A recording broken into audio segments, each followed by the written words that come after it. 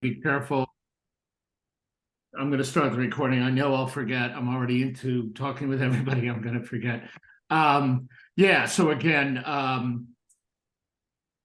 when we have an issue, we often look at the person. We say, "Oh, this salesperson isn't selling because they haven't been trained," or we say, "This person didn't do the behavior we wanted because they're not motivated. This person didn't do exactly what we expected for a lot of reasons." So that's the focus on the person. But what Dana's talking about is focus on the culture. So the culture, and in the original research was called the field. There was a thing called field theory. And you all know field theory, which is when you go from one company to another, the culture changes your behavior. The simplest example of this is, when does a meeting start? So let's say you're from one culture and a 9 o'clock meeting starts at 9 o'clock and really starts at 9, and everybody's sitting there at 8:50 something and we're all ready to go. We start at 9. So you work there. That's where you used to. Then you go to a new company. You're sitting there at 9 o'clock. Nobody shows up till 9:06, and then 9:10, and then we chat, and then we start the meeting at 9:15. Well, the first time this happens, you're going to learn. And then the next time you have a meeting, you're not going to be the one idiot there standing there at 9 o'clock. So even a good meeting behavior, the culture will shift you over a little.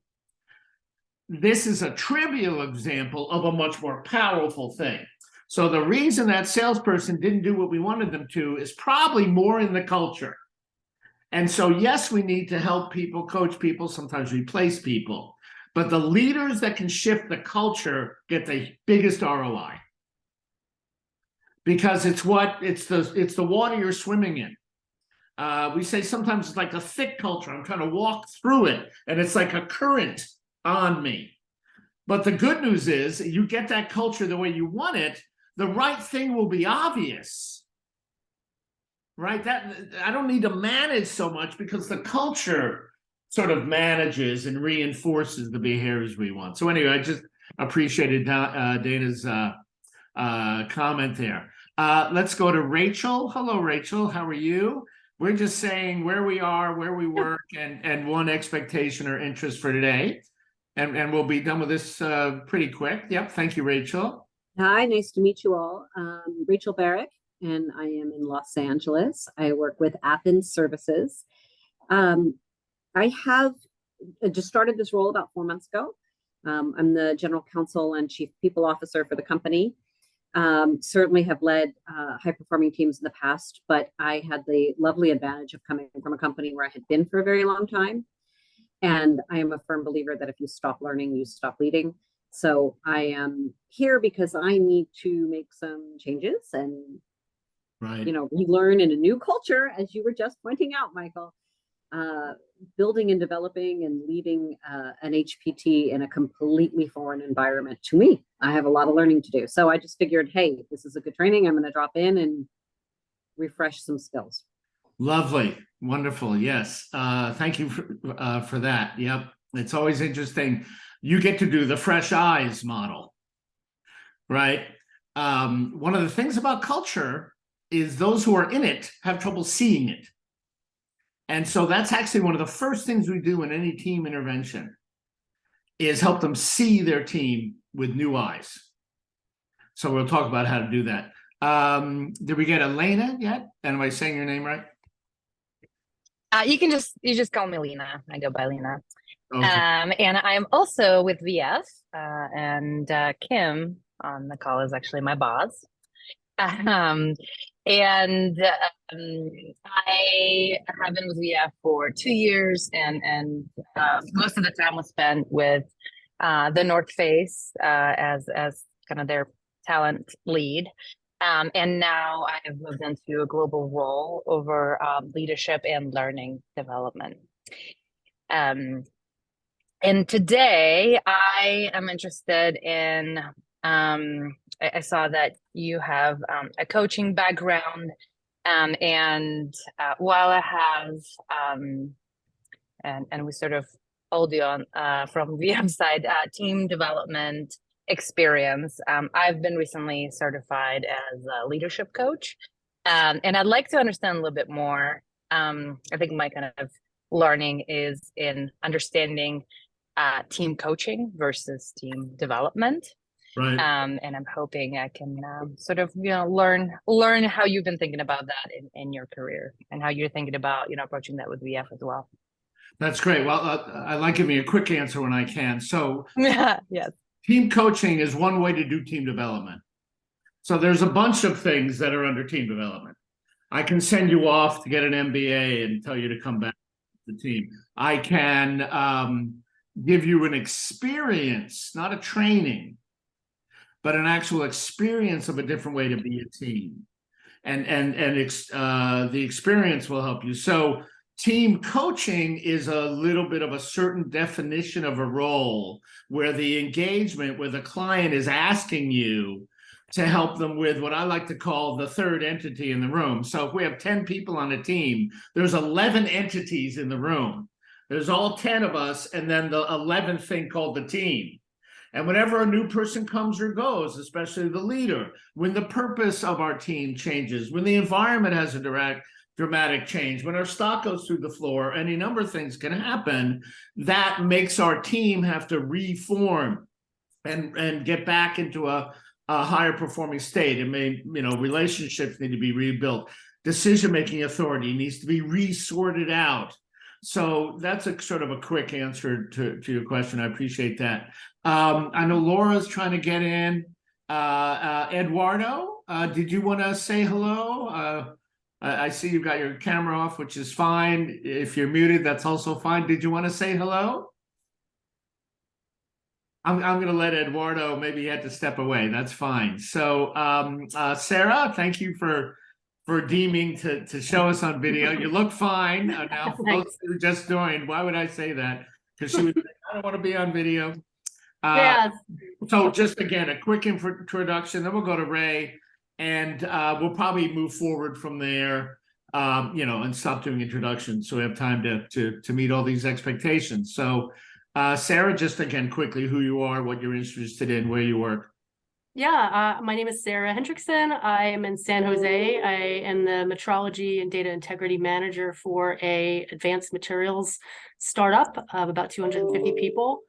I've been here for under a year. I've been managing for about 7 months, and we've built kind of a nice, trusting team in a very short amount of time. And I'm here to try to learn a little bit more about how we can expand our culture of trust and what we do as a team, which isn't perfect, but I think it's a pretty good start to other organizations within the company. We are a support team, so we interact with every department at the company, and we're looking to learn from them and also help them out where they need it. That's awesome. Yeah, changing a team's like changing a piece of a puzzle. The other pieces try to shove it back into its old shape. So I've changed the puzzle, but all the people or teams or customers, any number of people, so I've seen a lot of these kind of changes. And so I appreciate what you're saying is as a leader, you'd like to see if you can, start to positively influence the color. So thank you for that. Ray, good to see you, sir. Good morning, everyone. Sorry, I was on a different link, and so that I was waiting there for a couple of minutes. Sorry. It was through LinkedIn. It was on my calendar, so I was waiting scared. there. Now I'm scared. So somehow they're on another link. How did you get this link? I had the entry twice on my calendar, so I switched over to the other notice on my calendar, and that's when I had the correct link. Yeah, that makes so the other one just languished in LinkedIn. So just as an FYI. But everyone, my name is Ray Poland. I'm a wealth advisor at Parallel Advisors. We're a fee-only independent firm headquartered in San Francisco. My role is working with busy, successful people whose time is being pulled in so many directions that they're ability to focus on their financial arrangements, which are so disparate. Their not only their investment portfolios, but their insurances, their properties, their exposure to taxes and how to mitigate that exposure, their estate planning. All of those things require attention, but my clients don't have the appetite for focusing on those things. As their chief fiduciary officer, they enlist me to bring order, coordination, and economy to all of those segments so that they make a cohesive strategy. My interest in learning more about Michael's expertise is oftentimes my clients need that kind of coaching or team building improvement or enhancement that I'm sure I'll learn about today with Michael, and as I have the opportunity to interface with him further. Yep, you will. That's great. Yeah, thank you for that. That's right. It's a little bit like shoes. Everybody needs this at some point. Let me, I assume everybody sees my my screen there. Everybody sees the accelerating team performance and the hand with the puzzles, yes? Yes, yes. Yes. Question, or not question, just wanted to acknowledge. Hi, Ray. How you doing? Good to see you again. Good, Vic. How are you? I'm well, thank you. All right, great. So again, please just take yourself off mute and speak up if you have any comments or questions. I have to admit I'm distracted by the fact that you went to another link, so I'm worried that a lot of the people are on the other link, and I don't know what to do about that. So I may have to apologize later. Did So you here we are. Did you delegate that task of? Yeah, you see, I should have. You see, I didn't. I should have delegated. So the purpose today is really to what we've all been talking about, and again, I'm also still letting people in. Practical tools and strategies to help your team work more effectively. And so we're going to talk about some of the things you've already all brought up. What is the link between business outcomes and team relationships? I'm going to introduce this concept called social resilience. We're going to talk about the attributes, or what somebody already called the components of high-performing teams. What are those components? And then how can we move a team from a current state to a better future state? And my hope is that you'll have inspiration to act. So that's what we're doing. So I like to say teams, especially executive leadership teams, and I actually have a particular focus on leadership teams, but this applies to all teams. They're sort of the Ferraris of work design, okay? So a Ferrari, now I haven't personally owned a Ferrari. Somebody on the call may have had a Ferrari. They're high performance, but expensive and high maintenance, okay? So teams are great, especially when they're performing well, but they need a tune-up. You know, even in a race, they got to pull over for a minute and refresh the tires, fill the oil again, you know, give a little water to the driver, whatever they're doing. Because teams are under a lot of stress right now. So just, and I think I'll actually go ahead and do this in chat. Please put something in chat to answer these questions. Teams are under high stress right now.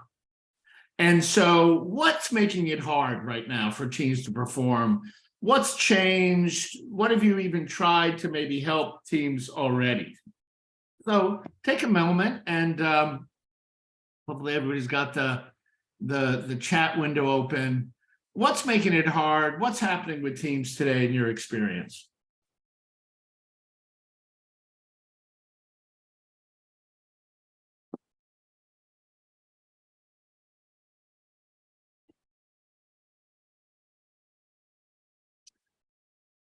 The work ethic has changed and shifted. Yes, it's interesting to talk to my 32-year-old daughter and see what she expects at work compared to what I used to expect. Too many changing priorities. Yeah, the rate of change has changed, we like to say. What else are the sort of the challenges or the difficulties that are driving teams to need help? Speed of change impacting the structure of its team. So yeah, so Elena's talking about structure. So it's important to note that we could organize it if we wanted it in a very simple level. There's the interpersonal behaviors and there's the structure. And so the structure of a team is its goals, its decision-making authority, how it's charter if it has one. So both structure and relationships have had to change. Leadership changes, people changes. That's right. So, and we certainly know at your job, lack of clarity and accountability. Yeah. So accountability, Vic, when you were asking what's the relationship between relationships and delegating successfully, Sarah's highlighted one right there. If I can delegate the right way, then the accountability, the ownership happens.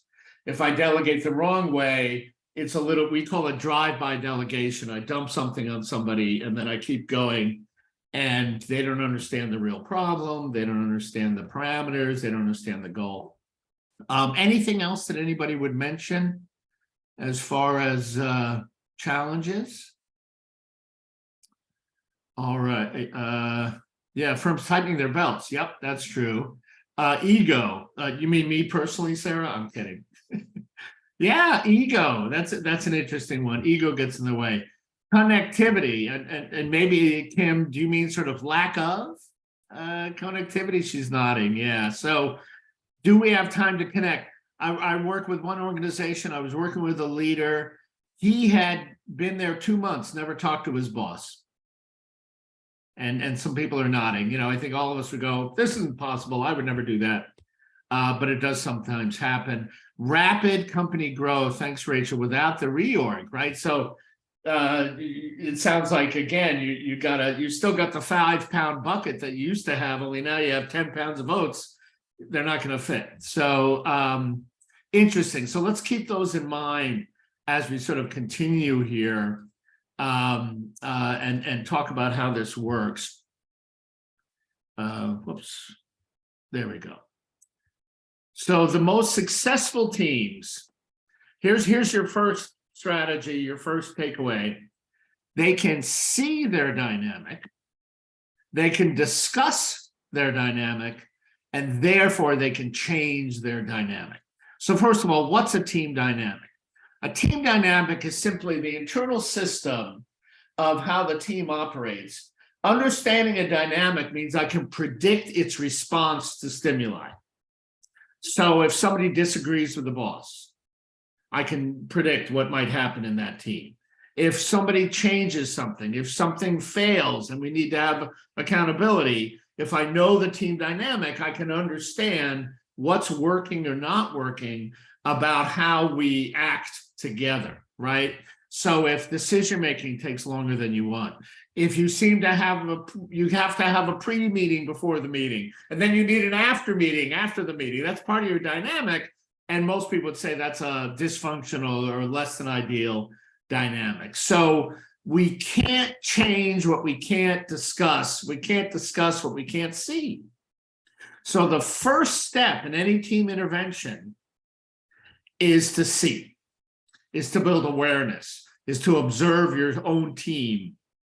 And again, what I do is often support teams in doing that. Again, it's hard to do that on your own.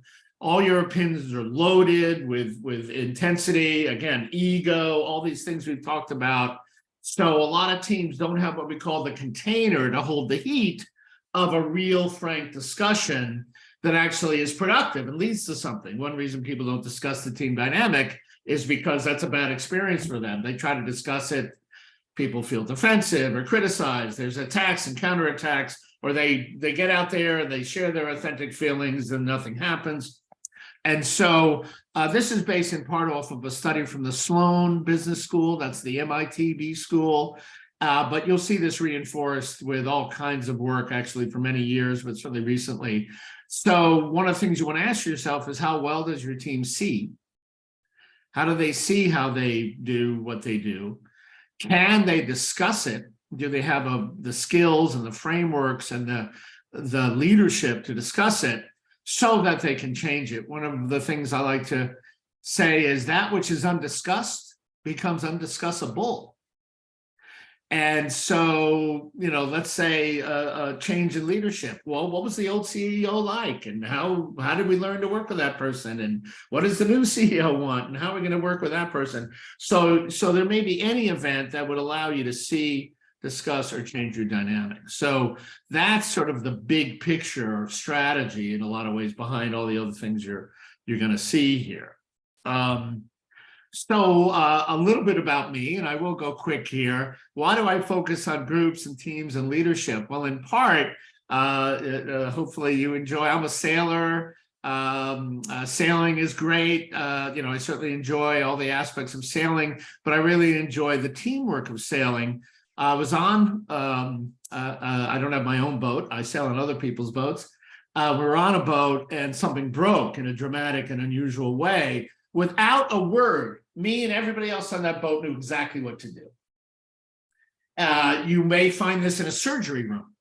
They may fly a nurse or a doctor in from somewhere out of town. They get into that room, they know what to do. Why? Because their roles are so clear. Their team dynamic is so effective that they can handle what happens, even if it means a more junior person disagreeing with a senior person. The doctor, saying to the doctor, wait a minute, doc, I don't think you want to do that, is part of that effective team dynamic. And so I love this kind of intersection. I'm in my own rock band. I do theatrical lighting besides my work. So I'm always on a team, a leader or a team member. And it's kind of the greatest joy and the sort of most horrible parts of your life. It might be from teams. The other reason that I do this is I like to say I'm standing on the shoulders of giants. My grandfather, my mother's father, was a fellow named Kurt Lewin.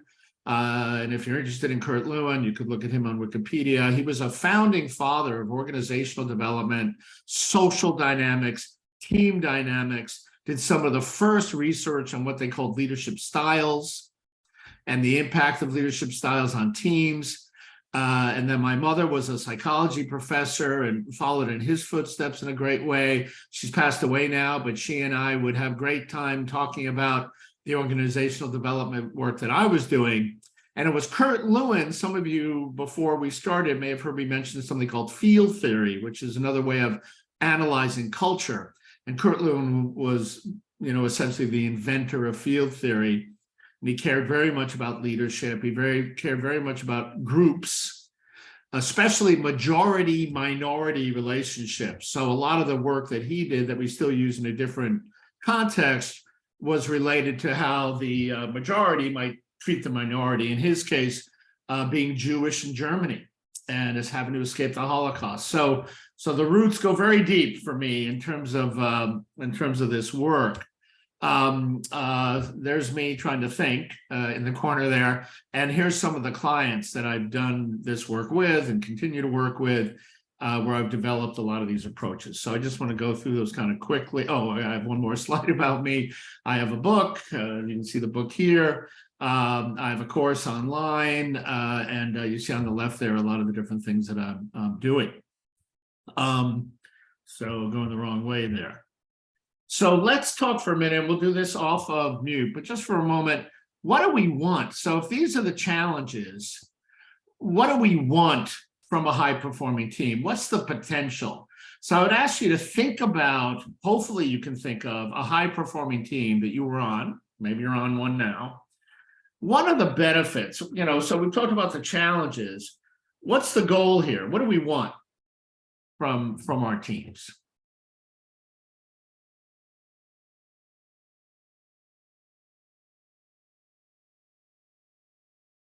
And I would just ask you to come off mute and share your thoughts. So I think, oh, go ahead. Okay. I think clear communication for one is important. And then of course, productivity and efficiencies. I think those are the three top in my list.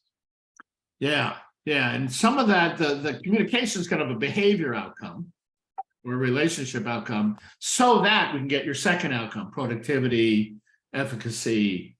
Dana, what was your comment? I was gonna just say, I feel like really to be aligned and working together in the way that you were talking about being on that boat, right? So I feel like inspiring leadership and knowing the role that can come together to propel businesses forward, really. I know that sounds utopian, but that would be great. Yeah, it is that feeling. It's just a great feeling. Working long hours isn't always a great thing, but I mean, I've been on a campaign. I volunteered for many years, still do sometimes campaigns. They had to kick me out of there at 9 p.m. like, Michael, go home, get some sleep. I was enjoying it. I cared so much about the people and the purpose. And those are the two, people and purpose. And when you have both, that's when you release this incredible effect. And then I appreciate Elena's comment, resilience. I'm actually going to talk about resilience a lot in a second here. Resilience is the ability to perform your function under stress and change. So that old video we see of the bridge twirling, right? If it stops twirling and can still carry cars safely, it's a resilient bridge.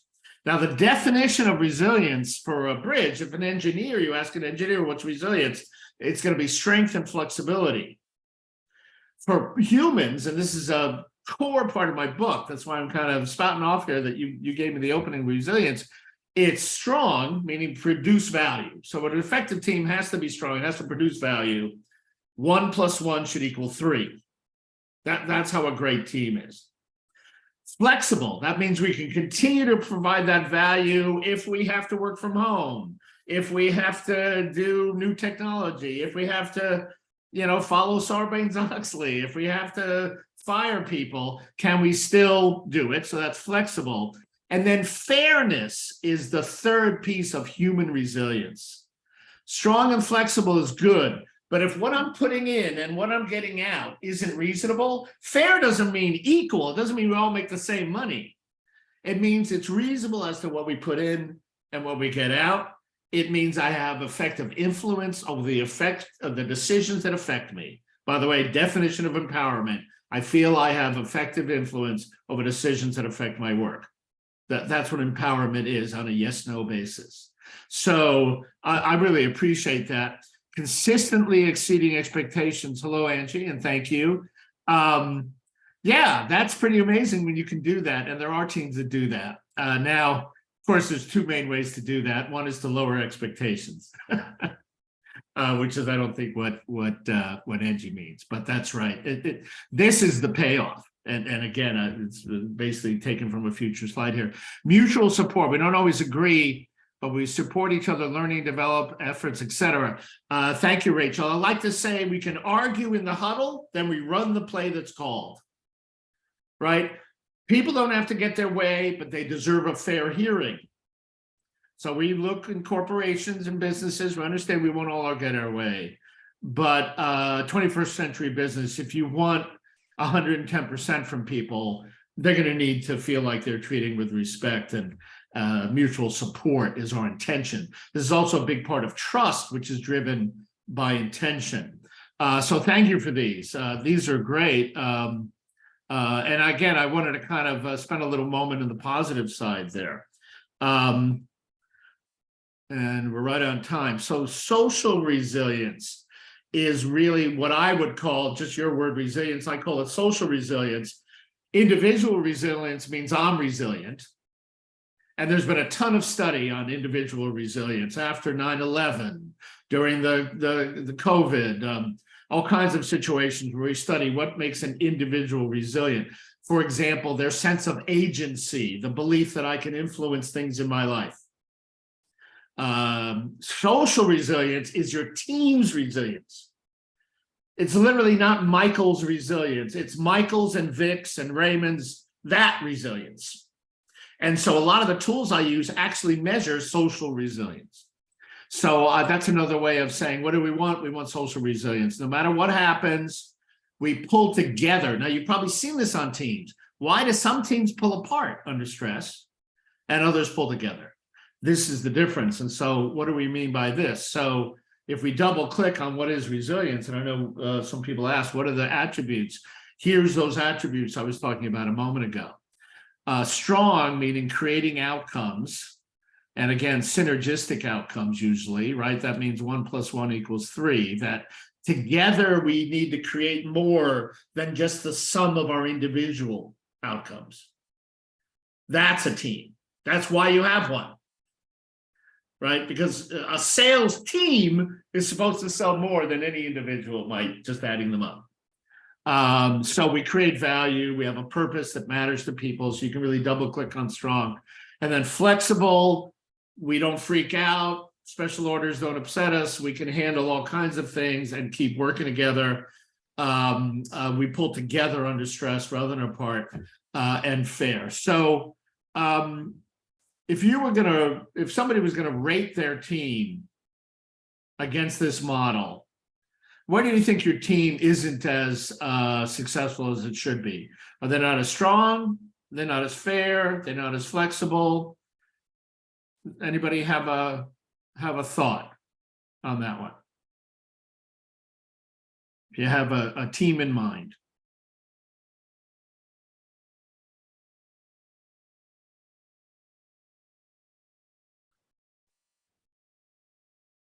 Maybe not yet. That's fine. Yeah. But it's one of the frameworks we use.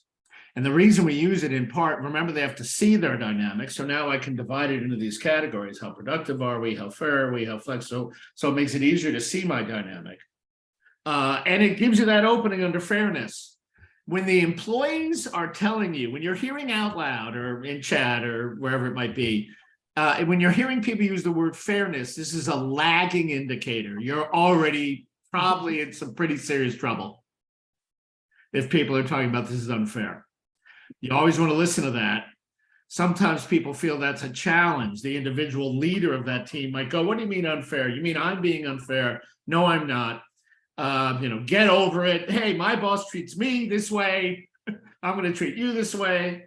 I don't mean that as an excuse. People sincerely kind of feel like, hey, so the idea is, wait a minute, let's give people vehicles for discussing that dynamic.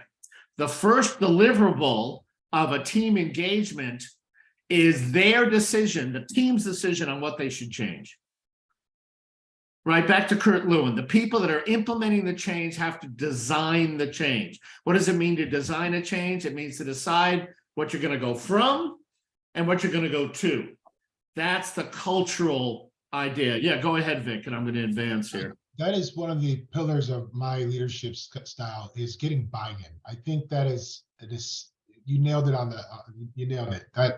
That is so essential. If it's their idea, they adopt it, they implement, they execute, they own it. And I think leading by influence in that, with that perspective in mind, is advantageous and highly beneficial. Of course, depending on the environment that you're applying this approach to. But that's right. Why are they doing what they're doing? If they're doing something we don't like, if the team themselves is saying, oh, I don't like, but they're going to figure out dysfunctional paths to get their needs met. That second special meeting with the CEO where they convince them to change or whatever, right? And so we try to help them. Exactly. They own the need for the team to change. So often the senior person will say, I want a team engagement. I want, Dana or Michael or somebody to help me change my team. So they're the sponsor. But the very first thing we have to do is see how the team, what do they change? Again, people don't like being changed. People, hey, less meetings, faster decisions, more influence. I want it, right? But I feel like I can't get it because of these other things. And so there's sort of no point in proceeding, especially executive leadership teams. I'll do what I call discovery interviews. Well, everybody else around here has to change, Michael. I'm fine, but everybody else here is going to need to change. Then everybody tells you that. And so part of my role is supporting them and going, hey, we used to have an old saying at my old company, get all the liars in one room. Nobody's lying, but let's just get everybody together. And the key is real case. So we don't read a book and discuss a case from Harvard or something. We say, hey, that decision we made 5 minutes ago or yesterday, or that we have to make right now, how do we feel about that? Let's use that. It's called action learning. Let's use that as the vehicle. So I'm mindful of the time. I just want to introduce a couple of concepts. I will send everybody this document, certainly. So the heat curve is the idea of the team to handle heat. And your average heat curve, have you ever been in a meeting where it's exciting? A lot of boring meetings. You're in an exciting meeting and somebody goes, oh my God, they're at the edge of their seat. We're finally talking about that thing. You know, our ranking and performance appraisal system is wrong and everybody knows it, but we never talk about it. HR just sends us emails. So we're finally talking about it. So the heat goes up. It's interesting. If the heat gets too far, then people will start to say things like, I feel personally attacked. I feel unfair. I feel like you don't understand me, right? And you can go into that breakdown zone. But you see how at first, as heat increases, the ability for breakthrough increases. And so I'm going to suggest, for example, at Lighten or at VFC, you don't have a heat curve like this. Your heat curve is smaller and a little bit of heat, and then you go blop. And the best teams I've ever seen, the heat curve kind of literally never goes into breakdown. It just goes up and to the right. And again, this is culture. Can I yell at you in a meeting? Can I raise my voice? Can I have emotion? I was at a meeting at a place that has a fantastic culture, but it's a little nice. And so, I'm not advocating for mean, but it was too nice. And there was a whole bunch of things you weren't allowed to say. And then a new CEO came in and he would say to people, your plan is crazy. It's not going to work. Your numbers suck, etc. And people were quite taken aback. And so part of what we usually have to do with every team is improve its heat curve. Again, this little chart is a way to see, discuss, and change. We're always providing frameworks and tools to see, discuss, and change. And I think that's most, I had some slides that I would only cover if there was interest. I knew I wouldn't cover them. This is what I call the trust formula. And so people talked about trust a fair amount here a minute ago. So trust is a function of intention times consistency over risk. So is my intention to watch out for your interests as well as mine? And am I consistent in doing what I say and saying what I do? And then the context is, well, how risky is whatever we're doing right now? The higher the risk, the higher the top of the equation has to be. You notice that if I or C is 0, the whole trust level is 0. So if you're curious about this, I have some articles about it and we could talk more about it. So I think those are the main things. So again, some of this you'll see when I send it. Here's how we do it. And certainly, this is the essential model for VF. We use real issues. So we don't practice on something and then get back to work. We practice on the work we're doing anyway. Right. So if we're launching a new PMO, or Sarah, you're launching a new safety, we use that real thing. We combine team coaching, which I talked about before, which is coaching that other entity, and then combine that with one-on-one coaching. This is amazing. I mean, it's amazing that I get to do it because the power of this is really strong. This environment for new awareness, which is always step one. Ask yourself, when's the last time you really changed something in yourself? Some of us can't remember the last time you really changed something. Sometimes I ask, when's the last time you changed a firmly held belief? Because it's our beliefs that are creating our culture.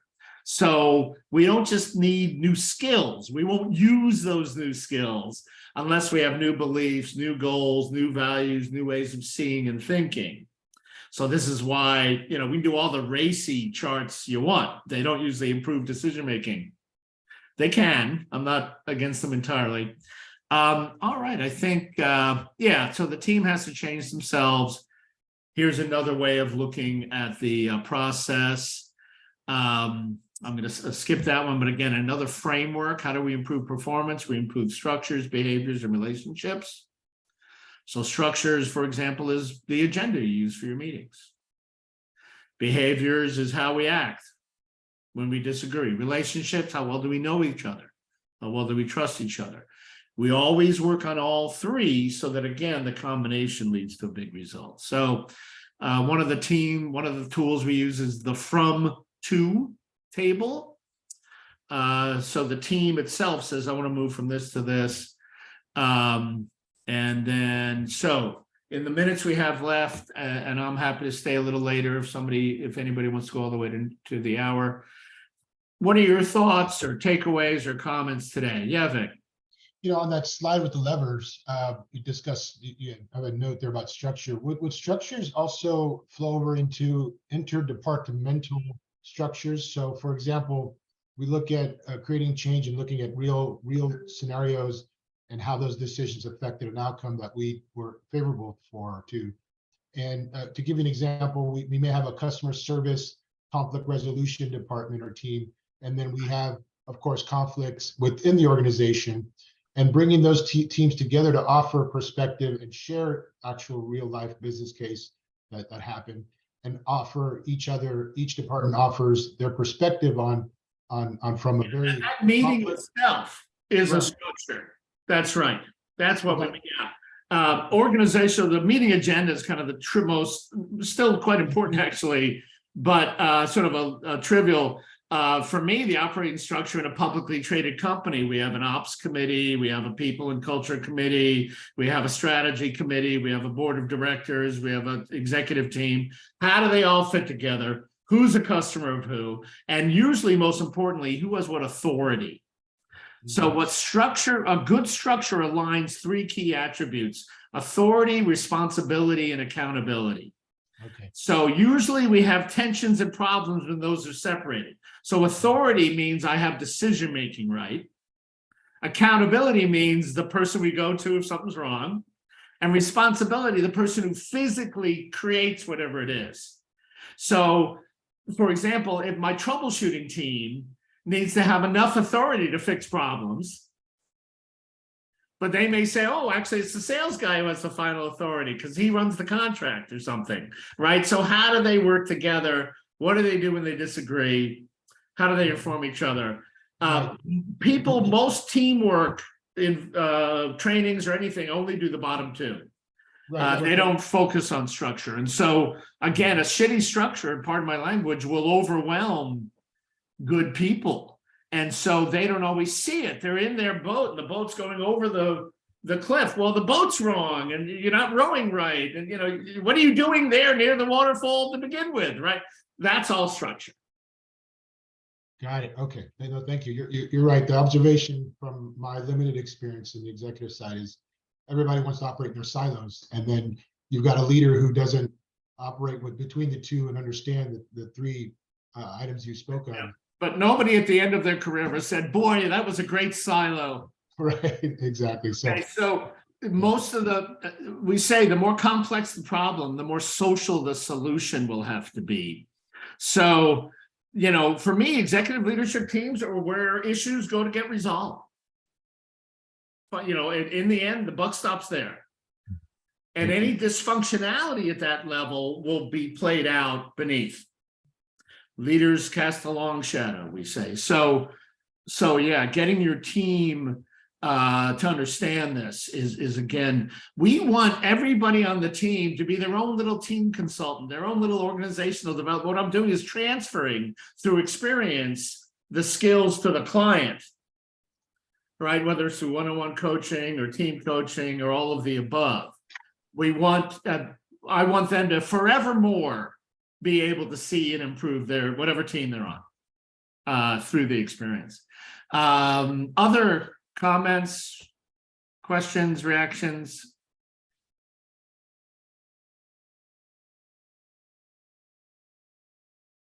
All right. Michael, Well, is that your quote? Can I quote you with the more complex the problem, the more social the solution? I'd love to be. Yes, sure. Quote it. Call the marble guy, get it chiseled into the wall. Sometimes, Sarah, we don't make the problem big enough. So there's often a feeling like, okay, how do I get things done? I narrow scope, right? Scope essentially says is not, right? Scope is what's not part of the effort of the project or the thinking. Well, if the change that you're trying to implement doesn't solve enough important problems for enough people, then it won't get the support. So sometimes you have to grab a couple more stakeholders and say, you know, our safety system will also help with the HR reporting you need. It'll help you reward people because it'll document, et cetera, right? Or, whatever it is. So sometimes you actually have to go bigger and gather more problems so that people go, well, if you solve that, I'm in. Mhm. If you're just making me go to a training to use a new tool that doesn't do anything for me, maybe I'm supposed to refuse. Right. Right? Given all the, cuts in staff and everything else we've talked about. Any other comments or inputs? All right. Well, I think we've probably all got something on the air, so I do want to appreciate everybody coming. You know what I'm going to do, just because there's not a lot of us here, and it make it a little easier. If you could drop your email address into chat, that'll be making it a lot easier for me to just send you some of these materials. So thank you so much for coming today.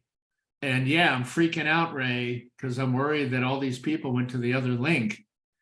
I got a notification that the LinkedIn version of this was starting in a few minutes, and I went to text Ashley, and she was presenting on something else. So I wonder, and I had one at 10 that I had to delete. There was no link in it.